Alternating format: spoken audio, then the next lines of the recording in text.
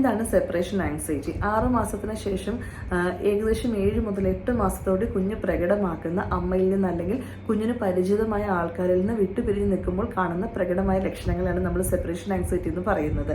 കുഞ്ഞിന് കംഫർട്ടബിൾ അല്ലാത്തൊരു എൻവയൺമെന്റ്. ഇപ്പം നമ്മൾ കുഞ്ഞിനെ ഡേ കെയറിൽ കൊണ്ടുവിടുമ്പോൾ കുഞ്ഞ് വാവിട്ട് കരയുന്നു, ഭയങ്കര നമ്മളെ ഒട്ടിപ്പിടിച്ചിരിക്കുന്നു, ക്ലിങ്കി ആയിട്ടിരിക്കുന്നു.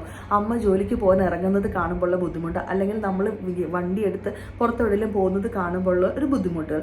ഈ സെപ്പറേഷൻ ആങ്സൈറ്റി കുഞ്ഞുങ്ങളിൽ കാണുന്നത് നോർമലാണ്. പക്ഷെ നമ്മൾ അമ്മമാരിലും ഈ ബുദ്ധിമുട്ട് കാണാറുണ്ട്. ഞാൻ ജോലിക്ക് പോയി കഴിഞ്ഞാൽ കുഞ്ഞിനെ മാനേജ് ചെയ്യാൻ സാധിക്കുമോ, അല്ലെങ്കിൽ കുഞ്ഞ് എങ്ങനെ ഡേ കെയറിൽ ഞാൻ കുഞ്ഞിനെ ആക്കുന്നത് തെറ്റല്ലേ, നമുക്കൊരു ഗിൽറ്റി ഫീലിംഗ് ഒക്കെ വരും. പക്ഷെ ഇതൊരു ഒരു ഷോർട്ട് പീരീഡ് അല്ലേ ഉള്ളൂ. നമ്മുടെ കുഞ്ഞ് പുതിയ സാഹചര്യമായിട്ട് അഡ്ജസ്റ്റഡ് ആവേണ്ടേ. അപ്പം നമ്മൾ അതോർത്ത് ടെൻഷൻ അടിക്കേണ്ട ആവശ്യകതയില്ല. ആ സാഹചര്യമായിട്ട് കുഞ്ഞ് അഡ്ജസ്റ്റഡ് ആവാനും കുഞ്ഞ് ഏത് സാഹചര്യവുമായിട്ട് ഇടപെട്ട് നല്ല മിടുക്കരായിട്ട് ഭാവിയിൽ വരാനും വേണ്ടിയിട്ടുള്ള കുഞ്ഞു കുഞ്ഞു കാര്യങ്ങളാണ്. അതിൽ നമ്മൾ ടെൻഷൻ അടിക്കേണ്ട കാര്യമില്ല. വലിയ കുഞ്ഞുങ്ങളൊക്കെ ആകുമ്പോൾ നമ്മൾ ഒരുപാട് ഡീറ്റെയിൽ ആയിട്ട് ഗുഡ് ബൈ ഒന്നും പറയാതെ നമ്മൾ അവർക്ക് റുട്ടീൻ ഉണ്ടാക്കി, രാവിലെ ഇന്ന സമയത്ത് ഇറങ്ങുന്നു, നമ്മൾ അവിടെ ചെല്ലുന്നു, വൈകുന്നേരം ഇത്ര സമയത്ത് വരുന്നു, ഒരു റുട്ടീൻ ആയി കഴിയുമ്പോൾ അവർക്ക് കംഫർട്ടബിൾ ആയിരിക്കും.